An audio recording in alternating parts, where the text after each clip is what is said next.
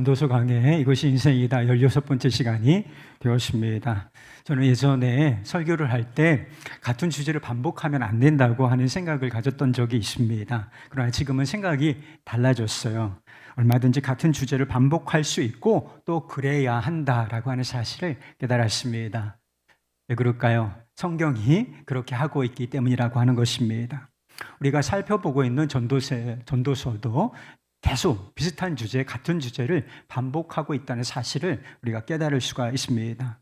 본문 말씀에 나오는 주제도 이미 앞에서 여러 차례 다루어 왔던 주제인 것입니다. 그 주제가 무엇이냐? 우리의 미래가 불확실하다. 인생은 불확실한 것이다. 라고 하는 것입니다.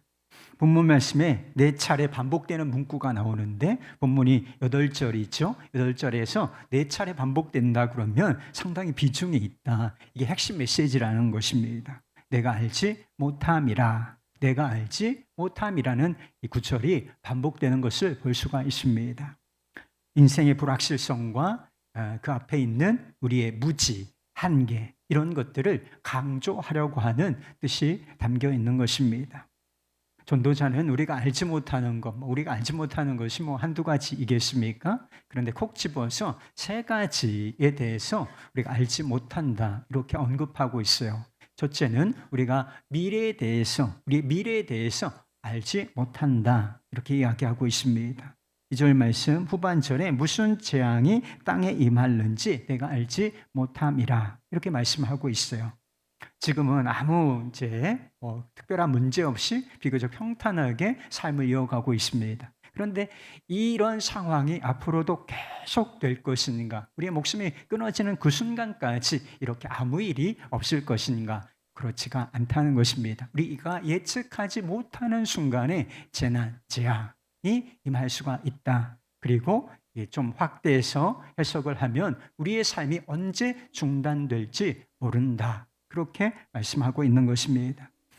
3절 말씀에 보면 구름과 비에 관한 이야기가 나와요. 여러분 구름이 많아지면 특별히 검은 구름이 하늘을 덮고 있으면 무엇을 예측할 수가 있습니까? 비가 오겠구나. 많은 비가 오겠구나라고 하는 것을 우리 예측할 수는 있지만 우리가 모든 것을 다 예측할 수는 없다는 것입니다. 그래서 비가 어느 정도 올 것인지, 그래서 홍수가 나는 것을 예측할 수 있을까요? 아니에요. 예측할 수 없는 순간에 홍수가 임하는 것처럼 인생에도 홍수가 오는 때가 올 수 있다. 이렇게 이야기하고 있는 것입니다. 인생의 장단기 계획을 세우시는 분들이 있어요. 다이어리라고 하죠. 스케줄러를 써서 인생을 좀 계획적으로 살아보시려고 하시는 분들이 계신 것 같습니다. 이런 일들이 잘못된 것인가? 아니에요. 그렇게 해볼 필요가 있습니다. 그래서 저희 교회도 목회 일정이 있어요. 그래서 이때는 요 행사를 하고 이때는 이런 프로그램을 하고 1년치가 다 짜져 있어요. 여러분 모르셨죠? 그냥 무계획적으로 움직이는 것이 아니라 12월 당회까지 한 회기가 이렇게 종료되는 그 순간까지 교회에서 어떤 일이 진행되어야 하는지 스케줄러에 다 기록이 되어 있다는 것입니다. 물론 그때 주님께서 주시는 감동에 따라서 진행되는 일도 있지만 대략적으로는 다 계획이 되어 있다는 것입니다. 바람직한 일인 거예요.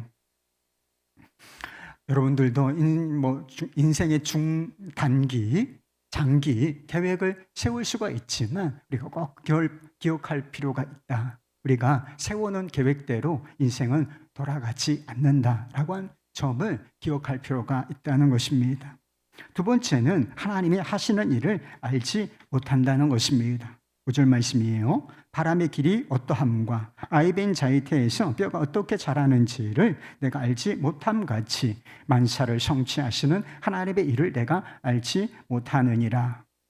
여러분 우리는 바람이 분다는 사실을 알아요. 밖에 나가면 바람이 훅 하고 피부에 닿으면 바람이 부는구나 라고 하는 사실을 알 수가 있습니다. 그런데 바람이 어디로부터 불어와서 어디로 가는지 그 바람의 길을 우리는 알지 못한다는 것입니다.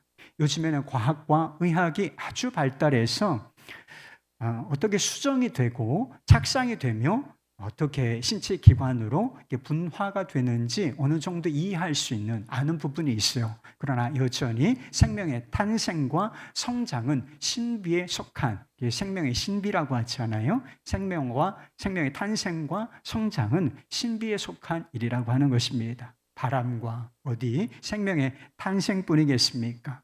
우리가 세상에 많은 일들을 알지 못하는 것들이 있지요. 이해하지 못하는 현상들이 아직도 대단히 많이 있습니다.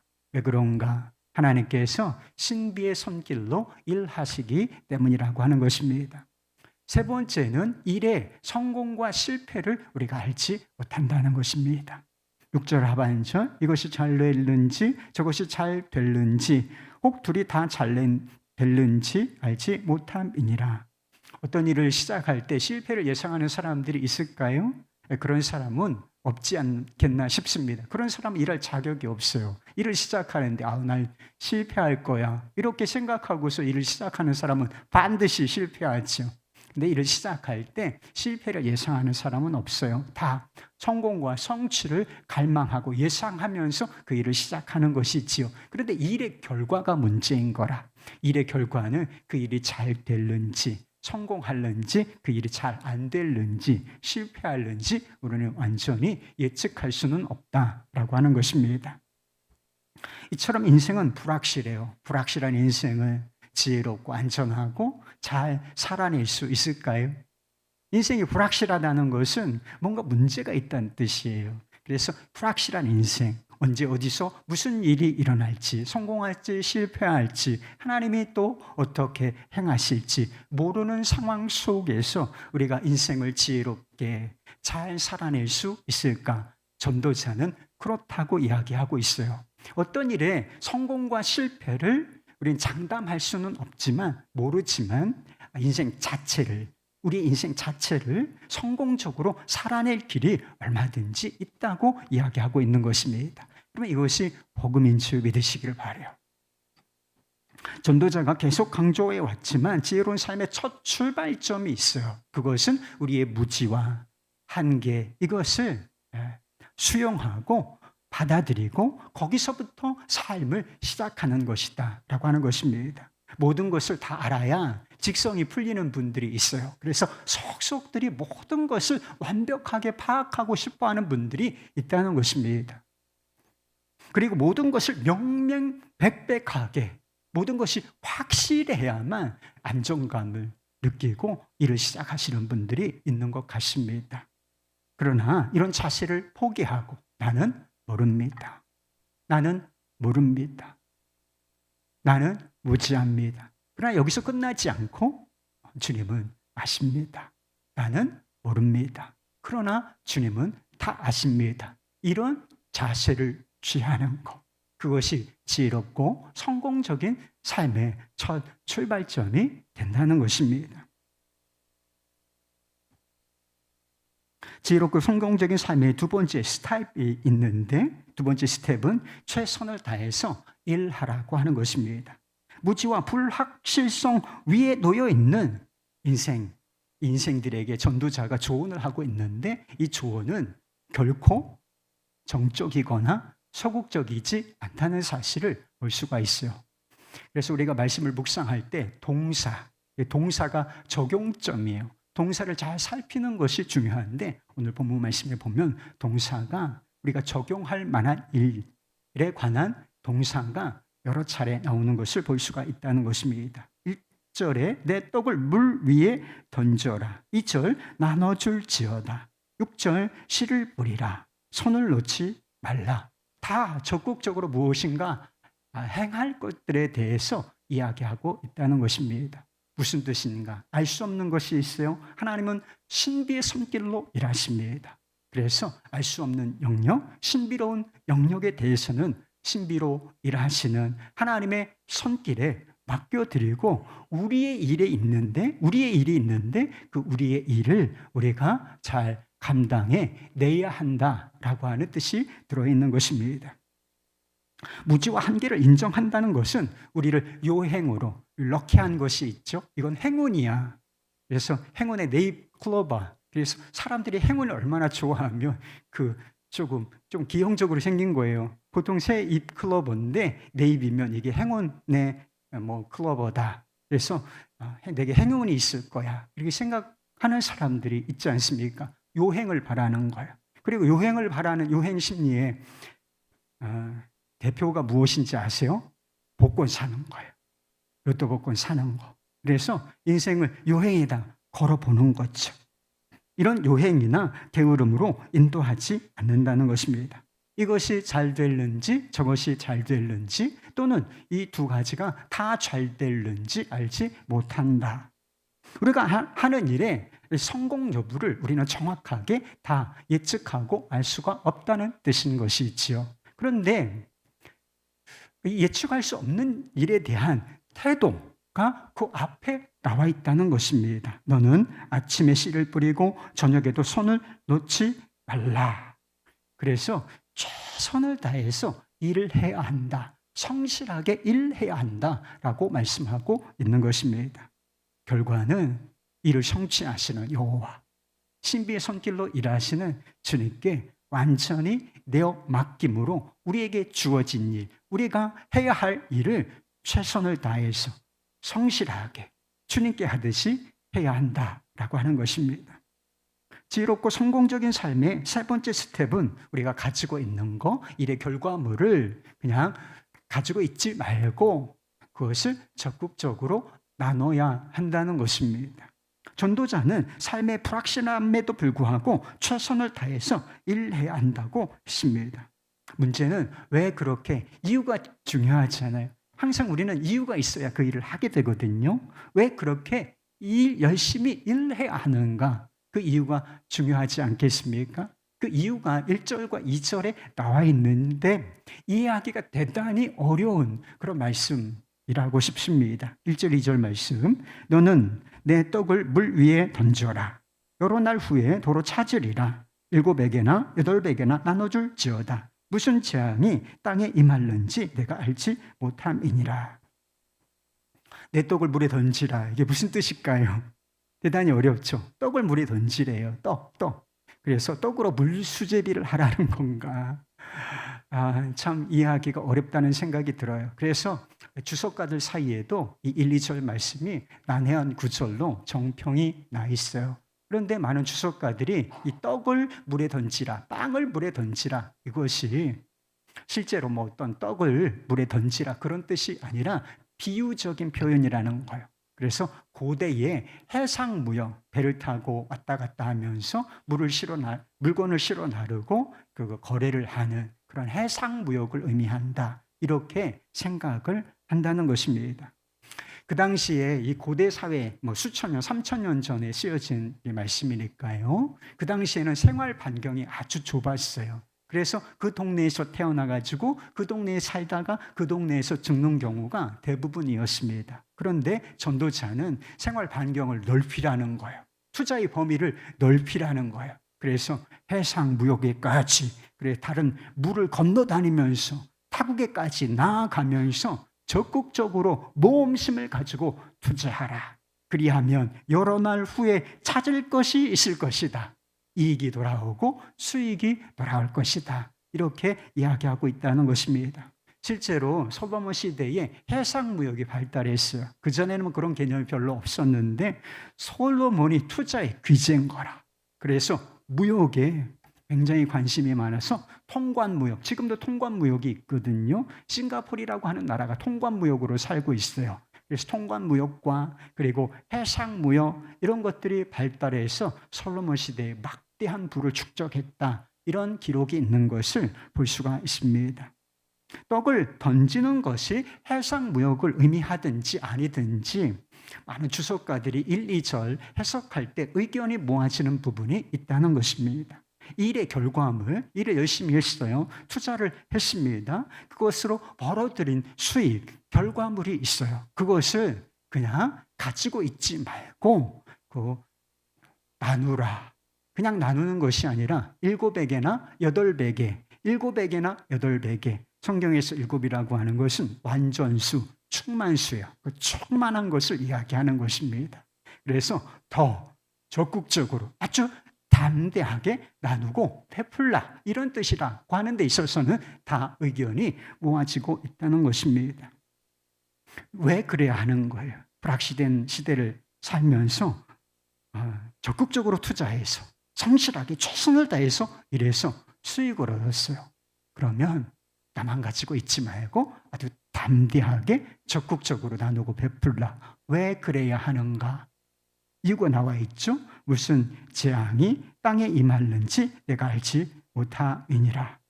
우리의 미래가 불확실하기 때문이고, 이것이 우리의 불확실한 미래를 대비하는 방법이기 때문이라고 이렇게 이야기하고 있다는 것입니다. 바로 이 지점에서 세상의 지혜와 전도자의 지혜, 그리고 성경이 말하는 지혜가 확 차이가 나는, 갈라지는 지점이라고 할 수가 있는 것입니다. 그러면 세상에서도 열심히 일하라고 얘기할까요? 제가 간혹 이런 세바시나 강연 프로그램들, 그래서 동기부여하는 그런 강연들을 볼 때가 있습니다. 그러면 대부분 나와서 하는 사람들이 최선을, 그냥 보통 일하는 사람들이 아니에요. 이 사람들은 그냥 굉장히 열심히 하는 거예요. 굉장히 열심히 해서 그냥 보통 사람들과 같이 노력하고 일하면 성공할 수 없다는 거예요. 그래서 일론 머스크가 세계적인 재벌이죠. 그 사람이 몇 년 동안은 집에를 안 들어갔다는 거예요. 그래서 그렇게 해봤냐는 거예요. 그래서 편안하게 살려고 하지 말고 최선을 다해서 열심히 일하라. 게으른 것은 세상에서, 성경도 게으른 것을 굉장히 문제시 여깁니다. 게으름과 악함은 동급이에요. 악하고 게으른 종아. 그래서 세상에서 게으르지 않습니까? 그러면 결코 인정받지 못하게 된다. 부지런하라, 열심히 일하라, 최선을 다해 너의 일을 하라. 이것이 세상에서 또 말하는 지혜인 것입니다. 미래는 불확실하니 열심히 일하라, 적극적으로 투자하라, 모으고 또 모으라.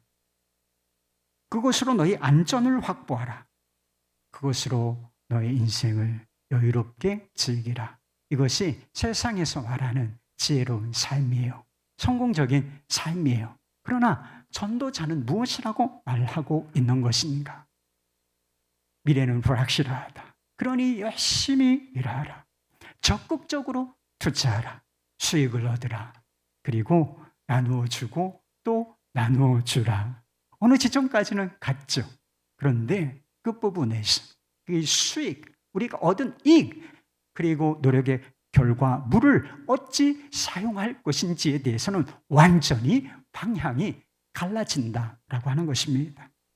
누가복음 12장에 보면 어리석은 부자에 관한 이야기가 나옵니다. 농사를 짓는 사람인데 그의 소출이 아주 풍성해졌다고 했습니다. 농사를 짓는데 중요한 게 뭔지 아세요? 농사를 지어본 사람은 알아요. 날씨가 대단히 중요합니다. 날씨가 좋아야 농사가 잘 돼요. 그래서 그의 날씨가 좋았나 봅니다. 그런데 날씨만 좋아서 농사가 잘 될 것 같습니까? 사람의 노력이 필요하다는 거예요. 열심히 씨를 뿌리고 또 곡식을 돌보고, 손이 얼마나 많이 가는지 농사를 지어본 분들은 아실 거예요. 그래서 이 사람이 아주 최선을 다해서 열심히 농사를 지었기 때문에 날씨 플러스 사람의 노력, 이것이 더해져서 풍성한 소출을 얻게 되었다는 것입니다.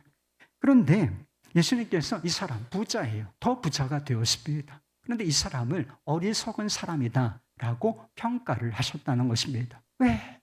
사람들이 부러워하는 상황이 됐는데 왜 이 사람을 주님께서 어리석은 사람이라 평가하실 수밖에 없었는가? 크게 보면 이유가 두 가지인데, 이 사람이 인생의 불확실성을 인식하지 못하고 살았다는 것.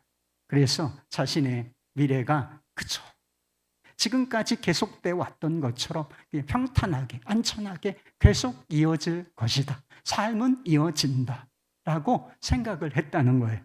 그런데 하나님은 뭐라고 말씀하시는가? 오늘 밤이라도 내 영혼을 토록 찾으리니 내가 준비한 것이 누구의 것이 되겠느냐?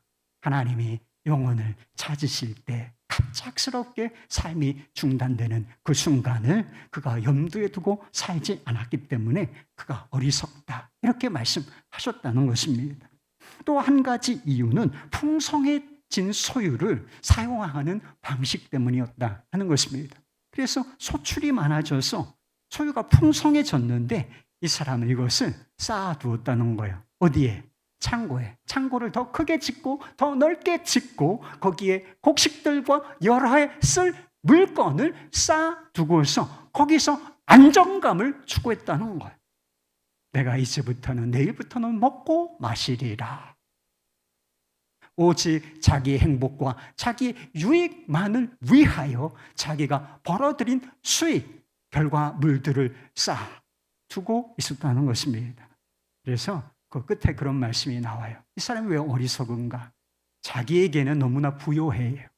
자기에게는 너무나 부요한 자가 되었지만 하나님께 대하여는 부요하지 못한 자, 그저 자기만을 위하여 쌓아두고 자기만을 위하여 쓰려고 했기 때문에 이 사람을 어리석은 사람이라 이렇게 평가하실 수밖에 없었다는 것입니다.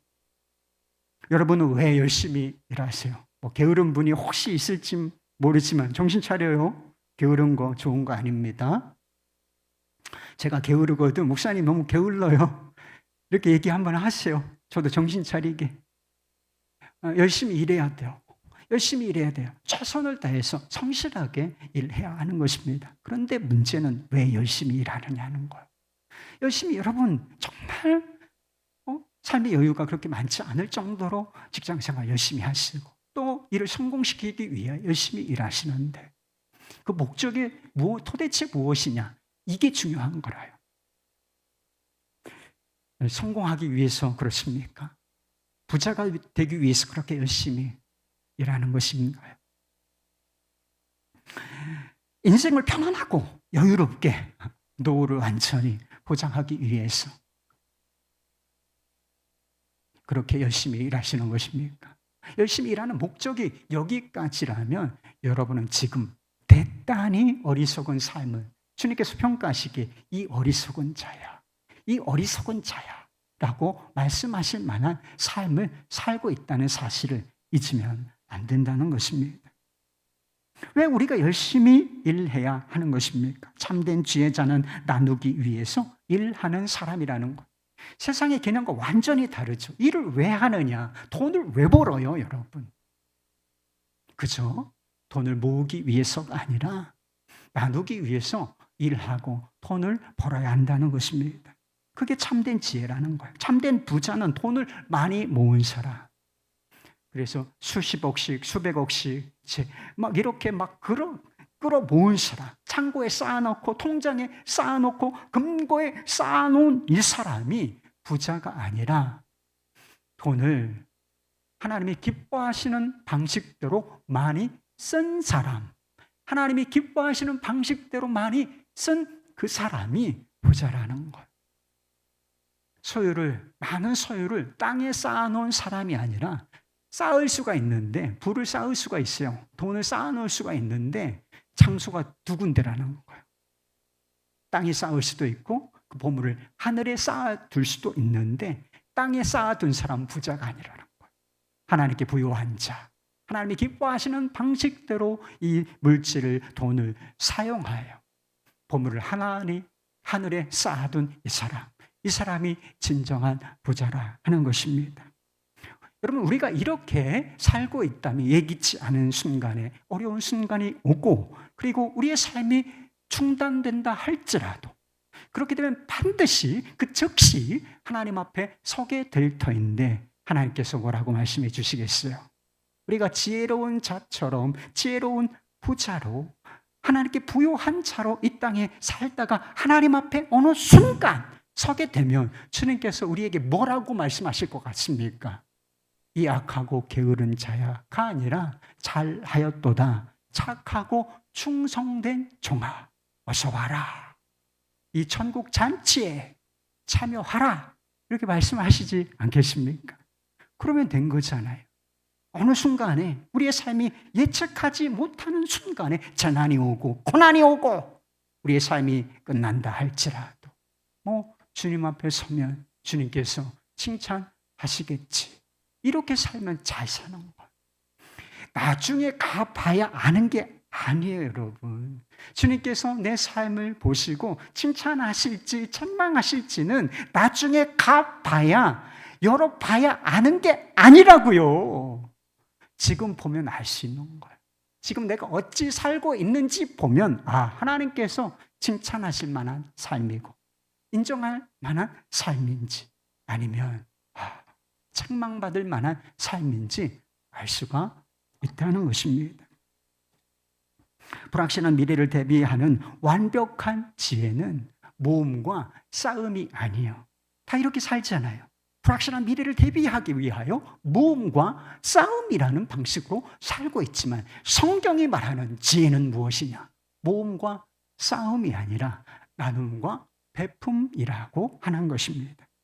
우리가 나누고 베푸는 삶을 살아야 하는 아주 중대한 이유 한 가지가 더 있어요. 주님께서 우리 예수 그리스도 하나님의 아들, 그분이 우리를 위하여 그리해 주셨기 때문이라 하는 것입니다. 우리가 이것을 아는 자이기 때문에, 불확실한 게 있어요. 모르는 것이 있는데 우리가 아는 것, 아는 이 사실 때문이라 하는 것입니다.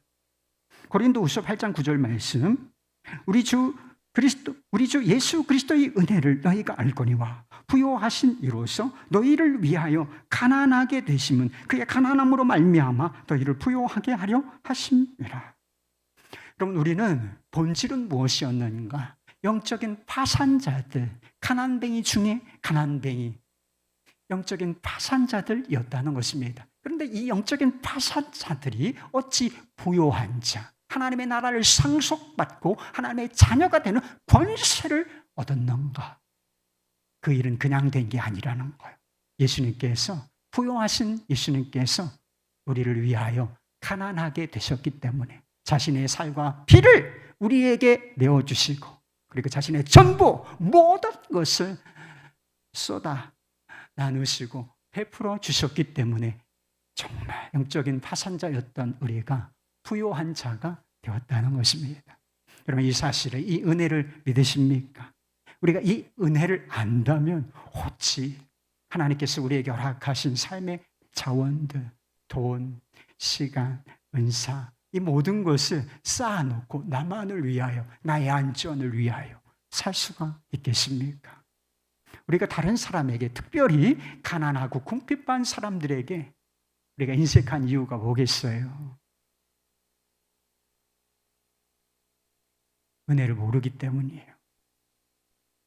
사실은 아는 것 같지만 우리를 살리시고 우리를 부요하게 해주시기 위하여 자신은 낮아지시고 가난해지신 그분의 은혜, 그 십자가의 은혜를 잘 모르기 때문인 것입니다.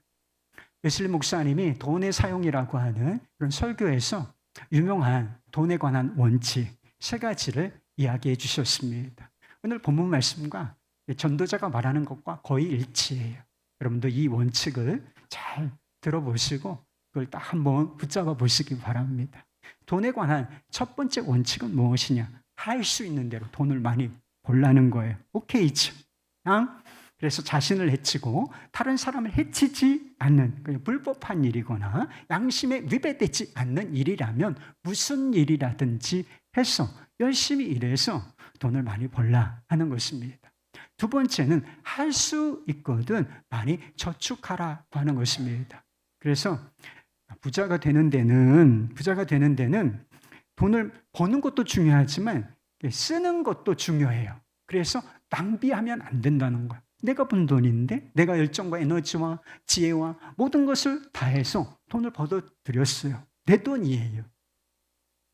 그렇다고 해서 이것을 함부로 낭비해서는 안 된다. 허영심을 충족시키기 위하여 사용해서는 안 된다. 그래서 아주 검소하게 살아야 한다. 이렇게 이야기했다는 것입니다. 세 번째 원칙은 할 수 있는 대로 많이 주라고 하는 것입니다. 돈을 많이 벌고, 가능한 돈을 많이 벌고, 그리고 검소하게 살아야 하는 이유가 여기에 맞춰져 있는 것입니다. 나를 위해서 부자가 되기 위해서가 아니라 다른 사람에게 더 주고 더 주기 위하여 그렇게 돈을 가능한 벌고 그리고 모아두라 이렇게 이야기했던 것입니다. 웨슬리 목사님은 가난한 어린 시절을 보내십니다. 아버지가 성공의 목사였는데 그 목사 월급이 좀 풍족하지 않았던 것 같습니다. 그리고 가족이 한 20명씩은 됐던 것 같아요. 아들을 많이 두었기 때문에 늘 생활비가 부족한 쪼들리는 그런 상황 속에서 살아야만 했다는 것입니다. 그런데 이 웨슬리 목사님이 공부를 잘했어요. 그래서 유명한 대학, 영국의 옥스퍼드를 졸업하고 거기에다가 아주 젊은 나이에 옥스퍼드 대학의 교수가 되었습니다.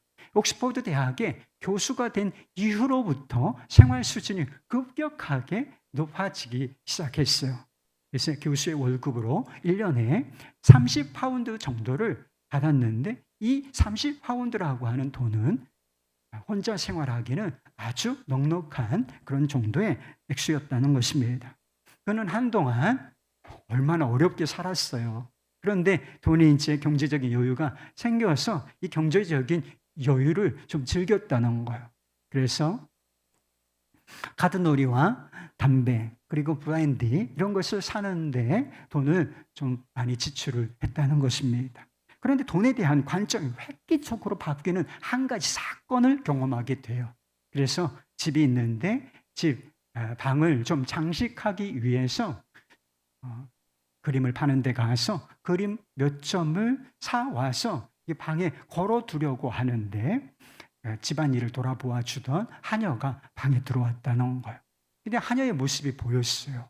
그때가 겨울이었는데 그 하녀는 아주 얇은 옷, 그래서 정말 춥겠다라고 생각될 만한 아주 얇은 옷 하나만을 입고 있었다는 거예요.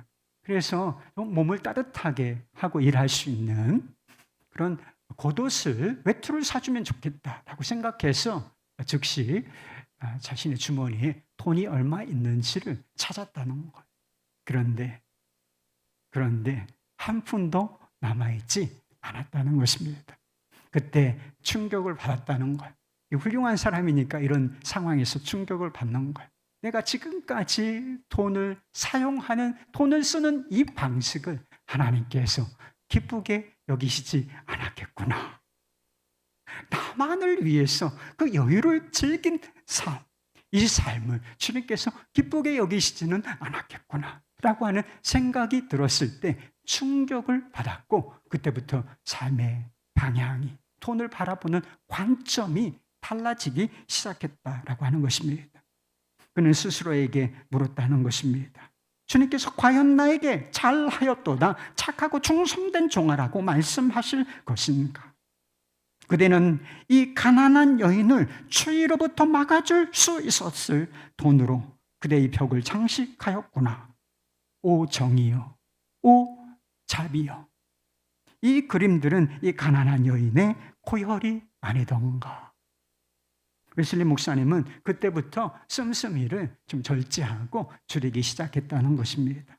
그 첫 해에 30파운드를 벌어들였는데 28파운드는 생활비로 쓰고서 나머지 2파운드는 다른 사람 구제하는데 사용했다는 것입니다. 그 다음에 두 번째 해에는 소득이 2배로 뛰었어요. 그래서 60파운드를 벌어들였는데 생활비는 얼마를 썼을까요? 1년 전과 같이 28파운드를 쓰고 나머지 32파운드는 다른 사람에게 나눠주는데 썼다는 것입니다.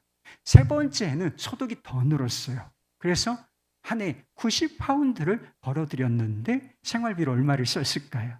여전히 28파운드를 쓰고 물가가 굉장히 안정적이었대요. 28파운드를 쓰고서 나머지 62파운드를 다른 사람을 위해서 나누어 주었다라고 하는 것입니다. 해가 갈수록 이렇게 수입은 늘어갔지만 지출은 고정적이었고 다른 사람을 위해서 쓰는 돈은 늘어갔다는 것입니다. 웨슬리 목사님이 부의 위험이라고 하는 주제로 설교를 한 적이 있는데 거기서 자신의 경제 생활에 대해서 이런 이야기를 했다는 것입니다. 내가 다른 사람에 대해서 말하는 것처럼 나 자신에 대해서 자유롭게 말하겠습니다. 나는 영혼이나 육체를 해치지 않고 내가 할 수 있는 대로 힘껏 벌었습니다. 나는 종이 한 장도 물 한 컵도 의도적으로 낭비하지 않았고 내가 할 수 있는 대로 힘껏 저축했습니다. 그러나 나는 할 수 있는 대로 힘껏 주었기 때문에 뜻한 바대로 세상의 재물을 쌓아놓지 않게 되었습니다. 예수 목사님이 간혹 이런 이야기를 주변 사람들에게 했다는 거예요. 내가 고의적으로 10파운드 이상을 남기고 내가 삶을 떠난다면, 죽는다면 나를 거짓말쟁이, 사기꾼으로 여겨도 좋다. 그래서 어느 순간 80몇 세인가에 돌아가셨는데, 돌아가시고 나가서 유품을 정리하는데 뭐가 남았을까? 얼마가 남았을까? 옷들이 남아있었고 책상 서랍에 쓰고 남은 동전 얼마, 그리고 가난한 상여꾼에게 줄 6파운드가 남아 있었다는 것입니다. 그는 책 판매를 통해서 1년에 약 1000파운드씩을 벌었지만 그가 평생 남을 위해서 사용한 돈은 3만 파운드, 그 당시 돈으로 하면 엄청난 돈이에요. 그것을 나누어 주었다라고 하는 것입니다. 불확실한 세상, 모든 것이 다 불확실해. 열심히 하지만 뭐가 잘 될지 잘 되지 않을지 우리는 모르는 상황 가운데 있어요. 이런 상황 속에서 성공한 사람이 되는 것도, 그리고 부자가 되는 것도 다 쉬운 일은 아니죠. 어려운 일이 있지 않습니까? 여러분, 성공하려고 애써봤죠. 부자가 되고 싶죠. 지금도 부자 되고 싶을걸요. 그런데 다 우리가 지금 고만고만하잖아요. 이게 어렵기 때문에 그래요. 그러나 하나님 앞에서 신앙인으로서는 얼마든지 지혜로운 자로, 성공자로, 그리고 부자로 살 수 있다는 사실을 믿으시기 바랍니다. 얼마든지 세상에서 뭐 성공하고 실패하느냐, 이건 불확실해. 그러나 하나님 앞에서는 반드시 우리가 믿음으로 응답하기만 하면 성공자요, 부자로 살 수가 있다는 사실인 것입니다. 신비의 손길로 일하시는 주님께 내 인생 전체, 그리고 우리가 하는 일, 그것을 맡겨드리고 성실하게 일하고, 그리고 주어진 결과에 대해서 뭐 그것이 충분할 수도 있고 부족할 수도 있지만 감사하는 마음을 품는 것입니다. 그리스도께서 우리에게 주신 은혜를 따라서 부유하신 자로서 가난하게 되신 그 주님의 은혜를 따라서 우리에게 주신 선물들, 돈과 시간과 에너지와 은사들, 그저 쌓아두지 말고 나누어주고 7이나 8이나 더 담대하게 적극적으로 나눠주는 것, 이것이 세상에서 지혜자로, 성공적으로, 또 부자로 사는 길임을 믿으시기를 바랍니다. 그것이 현재를 가장 안전하게 사는 길이며 행복하게 사는 길이고, 불확실한 미래, 뭐가 있지, 뭐가 올지 모르는 이 불확실한 미래를 가장 완벽하게 대비하는 길임을 믿으시기를 바랍니다. 사랑하는 여러분, 주님 앞에 우리가 어느 시점에 예측하지 않았던 그 시점에 주님 앞에 탁 하고 서게 될 텐데 주님께서 뭐라고 말씀하시면 좋겠습니까? 잘하였도다, 착하고 충성된 종아, 이 한마디 들으시기를 축복합니다. 보물을 하늘에 쌓아두는 진정한 부자들이 되실 수 있기를 예수 그리스도 이름으로 축원합니다. 할렐루야.